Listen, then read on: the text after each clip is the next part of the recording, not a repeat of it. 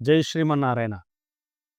హిందువులు తిరుమల క్షేత్ర మహత్యం, శ్రీ వెంకటేశ్వర స్వామి వారి యొక్క సంకల్పం బలం చేత జరిగినటువంటి సంఘటనల సమాహారాన్ని మీతో పంచుకునే ప్రయత్నం చేస్తూ, అందులో భాగంగా ఈరోజు నేను మీకు వినిపించబోయేటువంటి కథ గుడులెందుకు.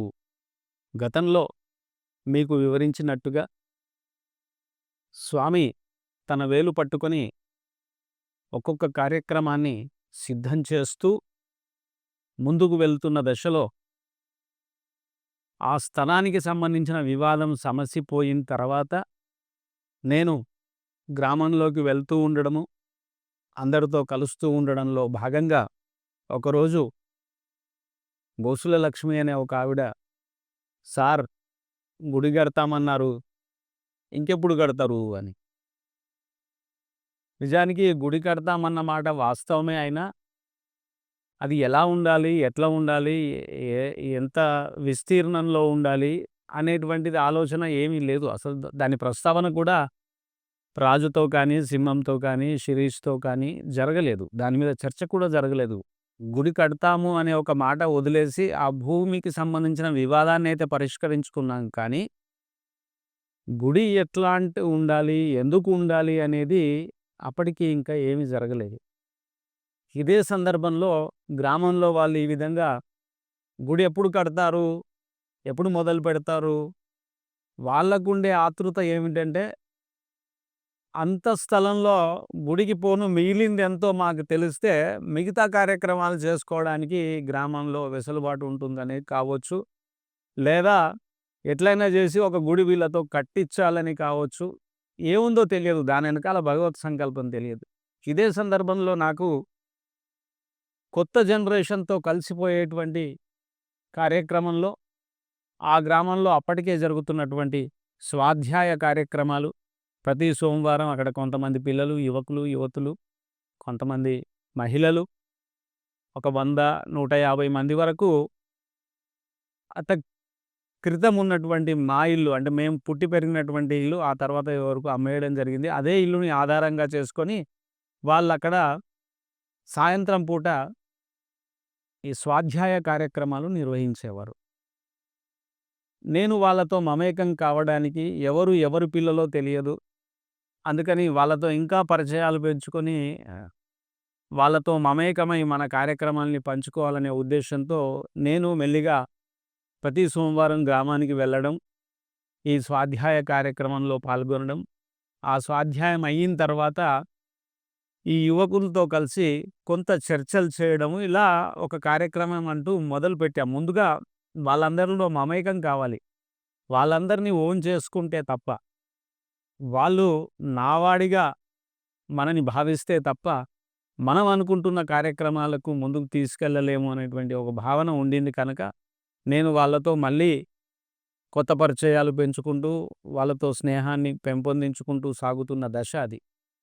అప్పుడే గుడి ఎప్పుడు కడతారు అనేటువంటి ప్రశ్న రాగానే నా దగ్గర సమాధానం లేదు కాబట్టి, బహుశా కొంతకాలమన్నా దీన్ని వాయిదా వేయాలి. ఎందుకంటే నాకింకా ఇంటిలో రాజు మొదలగు సోదరుల నుంచి ఏ విధంగా మనం చేద్దామనేటువంటి ప్రశ్నే లేదు కాబట్టి, ఎట్లాంటి గుడి కడదామనేటువంటి భావన ఇంకా నేను చెప్పలేనటువంటి దశలో ఉన్నాను కాబట్టి, ఒక కొత్త ప్రశ్నని రేకెత్తిచ్చాను వాళ్ళతో చర్చలు జరుగుతున్న సందర్భంలో. అదేమిటంటే, చిన్నజీయర్ స్వామి వారు నాకేదైతే ప్రశ్న వేశారో, అసలు ఈరోజు గుడులు కట్టాల్సినటువంటి అవసరం ఏముంది అనేటువంటి ప్రశ్న. నేను దాన్ని ఇంకొంచెంగా వెసులుబాటు చేసుకొని, అసలు గుడులెందుకు? దేనికోసం మనకు గ్రామంలో గుడి కావాలి? వెంకటేశ్వర స్వామి గుడి కడదామని అయితే అన్నాము. కానీ ఎందుకోసం? ఇప్పుడు ఆంజనేయ స్వామి గుడి ఉంది గ్రామంలో. అప్పటికే ఇంకో పెద్దమ్మ గుడి, అట్లాంటి చిన్న చిన్న గుడులు నిర్మాణం చేసి ఉన్నారు. మరి ఇంకా గుడి ఎందుకు? మొదటి ప్రశ్న. ఒకవేళ ఉంటే, గుడి కట్టాలని మనం అనుకుంటే, ఎలాంటి గుడి కట్టాలి? ఎలాంటి గుడి కట్టాలి? తర్వాత భగవంతుడు వెంకటేశ్వర స్వామి అనుకున్నాం కాబట్టి, అక్కడ వెంకటేశ్వర స్వామి ఉండాలి అనంటే, మరి ఇవతల మనం ఎట్లా ఉండాలి? ఇలాంటి కొన్ని ప్రశ్నల్ని సంధించి, అక్కడి నుంచి ఆ ప్రశ్నల మీద చర్చలు మొదలుపెట్టాం. ఇది ఒక రోజు, 2 రోజులు కాదు. నేను మీతో అరగంటలో చెప్పేస్తున్నటువంటి ఈ కథకి నాకు దాదాపు 3 సంవత్సరాల కాలం పట్టింది. ఈ 3 సంవత్సరాలు వెళ్ళినప్పుడల్లా ఇదే చర్చ. గుడి ఎందుకు అనేదైతే, భగవంతుడుండాలా ఆ గుడిలో? రాతి విగ్రహం ఉండాలా? ఈ ప్రశ్న చాలామంది జీర్ణించుకుపోయలేకపోయారు.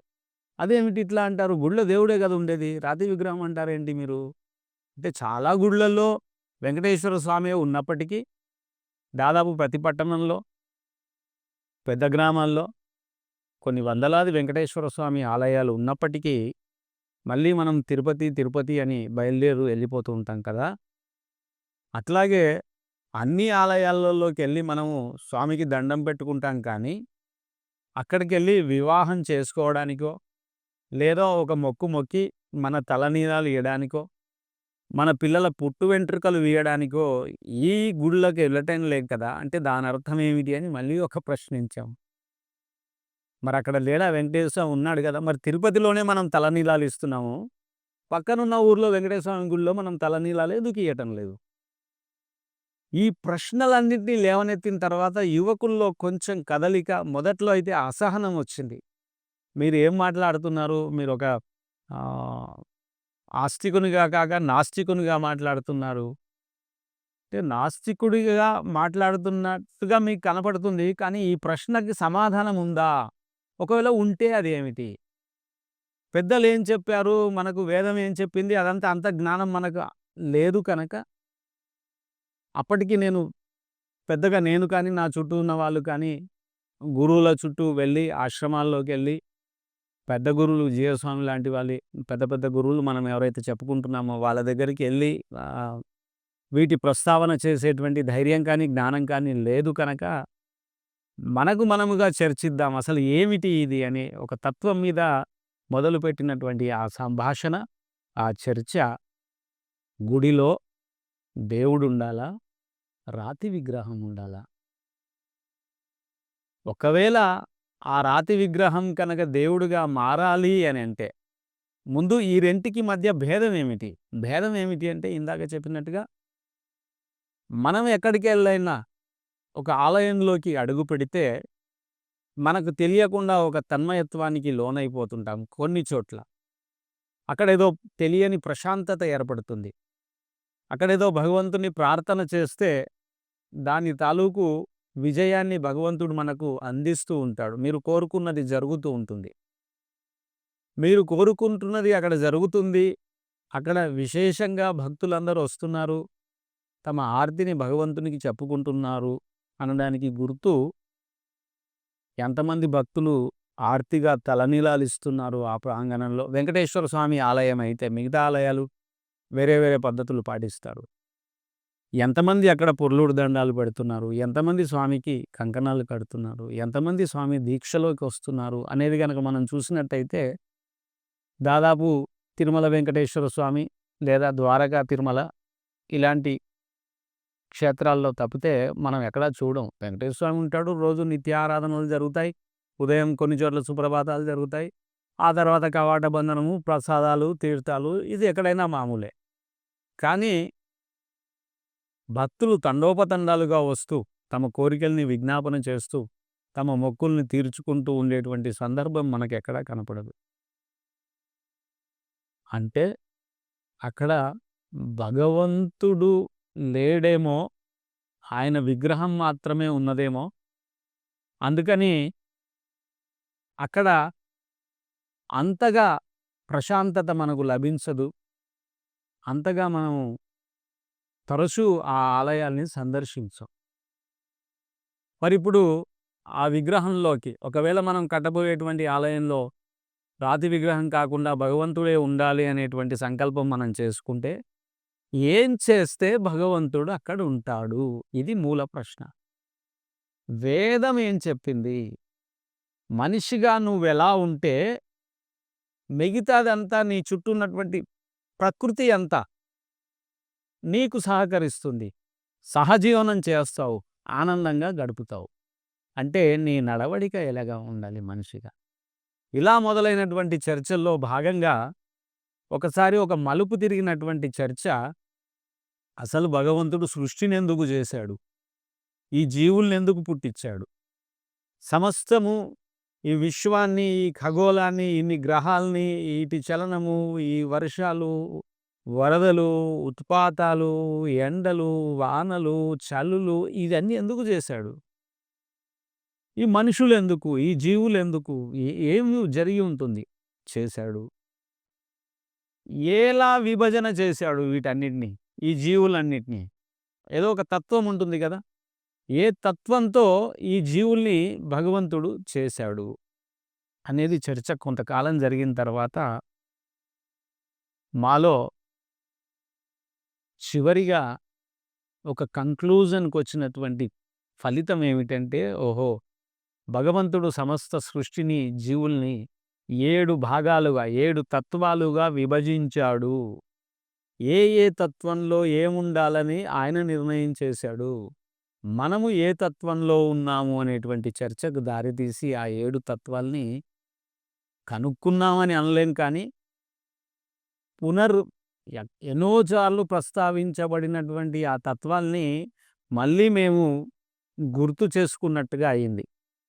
అందులో మేము గుర్తు చేసుకున్న తత్వాలలో అన్నిటికంటే కిందిది 7వ తత్వం. 7 తత్వాలు కూడా ఎందుకు అనుకున్నామో తెలియదు కానీ, బహుశా స్వామి ఏడుకొండలవాడు కాబట్టి మనకు 7 అనే అంకెతో చాలా విషయాలు ఉన్నాయి కనుక, మనిషి చక్రాలలో కూడా ఈ షట్చక్రాలని చెప్పుకున్న 7వది కూడా ప్రధానంగా ఉన్నది కనుక, అట్లా ఏవో భగవంతుడు మాకు ఆ వేళ ఆ 7 తత్వాల గురించి కొంచెం జ్ఞానం కలిగించాడు.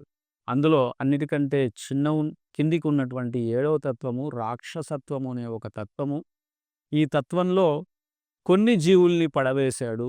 మనం ఈరోజు చూడకపోయినా, మనం భూమి యొక్క చరిత్రని చూసినట్టయితే ఒకనాడు రాక్షస బలుల్లాంటి కొన్ని భయంకరమైనటువంటి జీవరాశులు ఉండేవి. అవి అంతరించిపోయాయి. వాటన్నిటిని ఆ రాక్షసత్వము అనేటువంటి ఒక తత్వంలో పెట్టి ఆ జీవుల్ని అందులో సృష్టించాడు అని. రెండవది అంటే 6వ తత్వము క్రూరత్వము అనే ఒక తత్వాన్ని సృష్టించాడు. ఈ క్రూరత్వం అనే తత్వంలో మనం చెప్పుకుంటాం, క్రూర జంతువులు అనే ఒక మాట వింటాం మనం. అందులో సింహాలు, పులులు, ఏలుగుబండ్లు లాంటి కొన్ని జీవులు మనము క్రూర జంతువులుగా చెప్పుకుంటాం. అలాంటి తత్వంలో కొన్ని జీవుల్ని పడేశాడు. దాని తర్వాత తత్వము పశుత్వము అనేటువంటి ఒక తత్వము. ఈ పశుత్వంలో కొన్ని ఏంటి పశువులా ప్రవర్తిస్తున్నావు అని మనం అంటుంటాం. అంటే పశు ప్రవర్తన అనేది ఒకటుంది. ఆ పశువులు అనేటువంటి దాంట్లో కూడా కొన్ని జంతువుల్ని పడేశాడు. ఆ తర్వాత సాధుత్వము అనేటువంటి ఒక తత్వాన్ని పెట్టాడు. ఇందులో కూడా పశువులుంటాయి. కానీ అవి సాధు జంతువులుగా ఉంటాయి. మనం చెప్తాం వాడొట్టి సాధు జంతువు అని అంటాడు. అంటే అమాయకుడు అని. మనం ఆవుని సాధు జంతువుగా చెప్పుకుంటాం. అట్లాగే ఇంట్లో పెంచుకునేటువంటి ఆవులు, గేదెలు, పిల్లులు, అట్లాగే మేకలు, గొర్రెలు వీటన్నిటిని కూడా ఈ సాధు అనేటువంటి తత్వంలో చెప్పుకోవడం జరుగుతుంది. సో, ప్రధానంగా ఆవు సాధు జంతువు అంటాం. సో, ఈ సాధుత్వంలో కొన్ని జీవుల్ని వేశాడు. ఇక దీనిపైన మానవత్వము అనేటువంటి ఒక తత్వాన్ని పెట్టి, ఆ తత్వంలో మనుషుల్ని పడేశాడు అని మేము నిర్ధారణ చేస్తున్నాం. ఇక దీని మీదనే ప్రధానంగా చర్చ. అంటే మన కింద 4 తత్వాలున్నాయి. 5వ తత్వం అంటే కింది నుంచి 5వ తత్వంలోను, పైనుంచి చూస్తే 3వ లైన్‌లో ఉన్నాం మనము. ఈ మెట్టు మీద మనని భగవంతుడు ఎందుకోసం నిలబెట్టాడు అంటే, మానవత్వం అనేటువంటి ఒక తత్వాన్ని పెట్టి మనని పెట్టాడు. మనం చూడండి, ఈ ఈ జంతువులన్నింటినీ దాటినటువంటి దశ, పశువులు, పక్షులు, క్రిములు, కీటకాలు అన్నిటినీ దాచినటువంటి దశ మానవత్వం అనేటువంటి ఒక తత్వం. ఈ మానవత్వం అంటే ఏమిటి అనేది మళ్ళీ ప్రశ్న మొదలైంది. ఇలా కొన్ని వారాలు, కొన్ని నెలలు వాటి మీద చర్చ మొదలైంది. ఏమిటి మానవత్వం అంటే,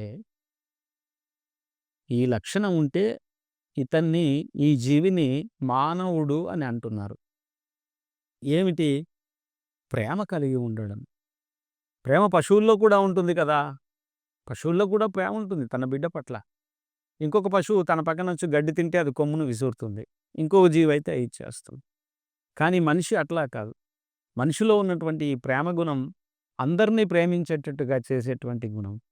అది మనిషికి ఉండాలి. ఉన్నదా లేదా అన్నది మళ్ళొక వివాదమైనటువంటి అంశం. ప్రేమ ఉండాలి. దయ ఉండాలి. దయాగుణం మిగతా జీవులకి ఏమిటికి ఉండదు. కేవలం మనిషికే ఉండాల్సినటువంటి లక్షణం అది. మళ్ళీ ఉందా లేదా అన్నది మరొక ప్రశ్న. ప్రేమ, దయ, జాలి అనేటువంటిది కూడా ఉండాలి. ఎక్కడైనా మనం జరగరాని సంఘటన చూసినప్పుడు జాలి చూపిస్తుంటాం వాళ్ళ పట్ల. ఆ లక్షణం ఉండాలి. వీటితో పాటు ప్రధానమైనటువంటి లక్షణం మానవత్వం అనేటువంటి తత్వంలో భగవంతుడు పెట్టింది అది క్షమ. క్షమించడం అనేటువంటి ఒక అద్భుతమైనటువంటి లక్షణం కేవలం భగవంతుడు మనిషికి మాత్రమే పెట్టాడు. అవతలవాడు తప్పు చేస్తే సరే పోనీలే అనేటువంటి క్షమించేటువంటి గుణాన్ని మిగతా జీవులకు ఉండదు. మిగతా జీవు అది కాలు దువ్వి రంకె వేసిందంటే ఇది రంకె వేసి దాంతో పొట్టాటకెళ్తుంది. మనిషి అట్టా కాదు. ఎదుటివాడు ఏదైనా అయి పైకొస్తున్నప్పుడు దాన్ని క్షమతో వదిలేసేటువంటి తత్వము కేవలం మనుషులకుంది. ఇక ఇక్కడ చర్చ మొదలైంది. ఈ గుణాలన్నీ మనలో ఉన్నాయా? ప్రస్తుతం ఉన్నాయా? ఒకప్పుడు ఉన్నాయి. ఎప్పుడు? తల్లి గర్భంలో నుంచి మనం బయటికొచ్చినప్పుడు, పసివాళ్ళుగా ఉన్నప్పుడు, పొత్తిళ్లలో ఉన్నప్పుడు, ఊయల్లో ఊగినప్పుడు ఈ లక్షణాలన్నీ ప్రతి జీవికి పుష్కలంగా, ప్రతి మనిషికి పుష్కలంగా ఉన్నాయి. చిన్నప్పుడు పిల్లలతో ఆడుకుంటున్నప్పుడు తన దగ్గర ఉన్నది అడగకుండానే పక్కవాడికి ఇస్తాడు. పక్కవాడు పొరపాటు చేస్తే క్షమిస్తాడు. కానీ ఎదుగుతున్న దశలో ఎప్పుడైతే ఆర్థిక స్థితిగతులు తెలుస్తూ ఉంటాయో, సమాజంలో తమ కులము, ప్రాంతము, మతము, అధికారము ఇవన్నీ పిల్లలకి తెలుస్తూ ఉంటాయో అప్పుడు మెల్లమెల్లిగా వాళ్ళలో ప్రేమ అంతరించిపోతుంది, జాలి అంతరించిపోతుంది, దయ అంతరించిపోతుంది, క్షమ కూడా అంతరించిపోతుంది. వాడు అధికార దర్పాన్ని ప్రయోగించేటువంటి స్థితిని మనం ఈవేళ సమాజంలో రకరకాల చోట్ల చూస్తూ ఉన్నాం. నిజానికి మనకివి ఉన్నాయా? ప్రేమ అనేది ఉంటే ఉంది. మనకు ప్రేమ లేదు ఈరోజు మనిషికి మనం చెప్పలేం. ఉందుంది. ఎవరి మీద? నాకు నా మీద, నా భార్య, నా పిల్లలు, నా అన్నతమ్ములు, నా అమ్మ, నాన్న, నా అత్త, నా మామ, నా మిత్రులు. ఏ కోటానుకోట్ల జీవులున్నటువంటి ఈ సృష్టిలో మన ప్రేమ కొన్ని పదుల సంఖ్యలో ఉండేటువంటి మనుషుల మీద మాత్రమే ఉంటుంది కానీ మిగతా వాళ్ళ మీద ఉండదు. మళ్ళీ వీళ్ళతో కూడా నా కొడుకు నా మాట వినలేదంటే మళ్ళీ ఘర్షణ మొదలైనప్పుడు ఆ ప్రేమ కూడా ఎగిరిపోతుంది. నా తండ్రితో నాకు వివాదం వస్తే ఆ ప్రేమ ఎగిరిపోతుంది. నా బంధువులతో నాకు వివాదం వస్తే ఉన్న ప్రేమ ఎగిరిపోతుంది. అప్పుడు ఏమవుతాను? నేను శూన్యంలోకి వెళ్ళిపోతాను. ప్రేమ ఎగిరిపోయింది. అట్లాగే జాలి, దయ ఈ రెండన్నా అప్పుడెప్పుడు కనపడతాయేమో కానీ క్షమ మాత్రం ఈరోజు మనలో పూర్తిగా నశించిపోయింది అనేటువంటి స్థితిలో మనం ఈరోజు ఉన్నటువంటి సమాజంలో అట్లాంటి స్థితిలో మనం బతుకుతున్నాం. ఈరోజు మనం ఎవరిని క్షమించేటువంటి స్థితిలో లేరు. పక్క పిల్లవాడు మన ఇంట్లోకి వచ్చి ఏదన్నా పగలగొడితేనే ఇంకేదో తప్పు చేస్తానో లేకపోతే చెత్త పడేస్తానో మనం వాళ్ళ మీద అరుస్తాం. మీ పిల్లలకు ఏమి సంస్కారం నేర్పించలేదు ఇలా పడేశారంటాం. కానీ మన పిల్లాడు వాళ్ళ ఇంట్లోకి వెళ్ళి అలాగే చేస్తే పోనీలేండి చిన్న పిల్లవాడు తెలియక చేశాడు అని మనమే మాట మారుస్తాం. ఇలాంటి స్థితిలో మనం ఉన్నప్పుడు మనం భగవంతుడు ఏదైతే ఆశించి మానవత్వం అనే తత్వంలో మనం పెట్టాడో ఈ లక్షణాలు కోల్పోయినప్పుడు మరి మనకు భగవంతుణ్ణి ఆరాధించేటువంటి అర్హత ఎట్లా ఉంది? ఒక ఇంట్లో పెద్దాయన చెప్పినట్టు మనం నడవకపోతే ఆ ఇంట్లో ఉండే అర్హత మనం ఎట్లాగో కోల్పోతామో అట్లాగే ఈ ప్రపంచంలో భగవంతుడు శాసించిన దానికి, భగవంతుడు చెప్పిన దానికి విరుద్ధంగా మనం ప్రవర్తిస్తే ఉండేటువంటి హక్కు, నైతిక హక్కు మనం ఎట్లయితే కోల్పోయామో అట్లాగే ఆలయంలోకి కూడా మనం వెళ్ళే హక్కుని కోల్పోయాము అనేటువంటి దాన్ని మేము నిర్ధారణ చేసుకొని ఇప్పుడు మనం మనుషులమా అనే ఒక ప్రశ్న వేసుకున్నప్పుడు దాదాపు అక్కడున్న అందరం కూడా మనం మనుషులం కాము. కేవలం 2 కాళ్ళు, 2 చేతులు, 2 ముక్కు, నాలుక ఇయన్నీ ఉన్నంత మాత్రాన, మాట్లాడుతున్నంత మాత్రాన, చదువుతున్నంత మాత్రాన మనం సంస్కారం ఉన్నటువంటి పరిపూర్ణమైన మానవులమా అంటే కాదు అనేటువంటి దానికి ఆ రోజు మేము నిర్ధారణ చేసుకొని, మరి ఇప్పుడు అక్కడ భగవంతుడు ఉండాలి అనంటే మనం మనుషులుగా మారదామా లేదా? మారాలి అనేటువంటి ఆకాంక్ష అందరికీ ఉంది. మరి మనం మారాలి అంటే ఎక్కడ మొదలుపెట్టాలి? తెలుగు భాష మీరు నేర్చుకోవాలనే కోరిక కలిగితే ఆ, ల దగ్గర మొదలుపెడతారు. అదే ఆంగ్లము, ఇంగ్లీషు నేర్చుకోవాలనుకుంటే ఏబీసీడీలు నేర్పుతారు. లెక్కలు నేర్చుకోవాలనుకుంటే 1, 2 నేర్పుతాడు. మరి మనిషిగా మారాలనుకుంటే, మానవత్వం అనే తత్వంలోకి మనం అందరం ప్రయాణం చేయాలనుకుంటే ఎక్కడ మొదలుపెట్టాలనేది మళ్ళీ ఒక ప్రశ్న. దాని మీద మళ్ళీ కొంత చర్చలయిన తర్వాత చివరగా మేమంతా నమ్మి నిర్ధారణ చేసుకున్నది ఏమిటంటే, ఒక్కటి చేస్తే చాలు మనం కోల్పోయిన ఇవన్నీ తిరిగి సాధించడానికి. ఒకటి నేర్చుకుంటే చాలు మనం పరిపూర్ణ మానవులుగా మారడానికి. ఒకటి నేర్చుకుంటే చాలు మనం భగవంతునికి సన్నిహితంగా ఉండడానికి. ఒకటి నేర్చుకుంటే చాలు భగవంతుణ్ణి మన ఎంట పట్టుకొని తిప్పడానికి అనే దాని మీదకొచ్చాం. ఆ ఒకటి ఏమిటంటే సత్యాచరణము అనే దాన్ని మేము కనుక్కున్నది కాదు. మనకు పూర్వము చాలామంది కొన్ని వేల, వందల మంది ఋషులు వాళ్ళంతా అసలు చేసిందే అది. వాళ్ళు ఆ మార్గం తప్ప మనం ఇప్పుడు కలియుగంలోకొచ్చి ఇక్కడ ఉన్నాం కనుక 21వ శతాబ్దంలో మనకి ఇది కొత్తగా కనపడొచ్చు. అంతకుముందు జైనుడు కానీ, బుద్ధుడు కానీ, యేసుక్రీస్తు కానీ ఇలా మనం ఎవరిని తీసుకున్న ప్రపంచ మానవ చరిత్రలో ఎంతోమంది మహానుభావులు కనపడతారు. వాళ్ళు ఆచరించింది సత్యం కనుక, సత్యాచరణలో వాళ్ళున్నారు కనుక, వాళ్ళు ఈవేళటికి కూడా మనకు గుర్తుండేటువంటి మనుషులుగా చరిత్రలో మిగిలిపోయారు. సో, మనం సత్యాచరణను కొనసాగించినట్టయితే, అహింసను అలవాటు చేసుకున్నట్టయితే ఏం జరుగుతుంది అప్పుడు సత్యాచరణ చేస్తే? అంటే ముందు నువ్వెప్పుడైతే సత్యాన్ని ఆచరించడం మొదలుపెడతావో, సత్యాచరణలో ఇంకా విస్తృతంగా ఎళ్తే చాలా ఉన్నాయి కానీ, సామాన్యులకు అర్థమయ్యే భాషలో అబద్ధం ఆడకూడదు అనేది చిన్న మాటను పట్టుకున్నాం. కానీ సత్యాచరణ అంటే కేవలం అబద్ధం ఆడకపోవడం మాత్రమే కాదు. దాంతో పాటు ఇంకా చాలా విషయాలున్నాయి. కానీ ముందుగా మనం ఒక అబద్ధం ఆడడం ఒకటి మానేస్తే, ఇంట్లో ముందుగా మీరు మానేస్తే మీ పిల్లలు మిమ్మల్ని విశ్వసించడం మొదలుపెడతారు. ఆ విశ్వసించిన తర్వాత మెల్లగా మీ చుట్టుపక్కలున్న బంధువులకు తెలుస్తుంది. ఓహో! ఆయన అబద్ధం ఆడడు. ఏదైనా విషయం వస్తే ఆయనను మధ్యవర్తిగా పెట్టుకుంటే చాలు, ఆయన సాక్ష్యం చెబితే చాలు అని మాట్లాడతారు. అట్లాగే మనం లోకంలో చూస్తాం. కొంతమంది డబ్బియ్యక్కర్లేదు కదా! ఆయన చెప్పుకున్నాడు కదా! ఇక డబ్బక్కర్లేదంటారు. చెక్కులు ఇయ్యాల్సిన అవసరం లేదు. ఆయన దగ్గర చెక్ ఏంటిదండి? ఆయన మాట అంటే మాటే డబ్బులొచ్చేస్తాయంటారు. ఎందుకు అంటారు అంటే, అతను ఆ మాట మీద నిలబడతాడు. సత్యాన్ని వచిస్తాడు కనుక, అలాంటి వ్యక్తులు కొందరు మనకు సమాజంలో కనపడతారు.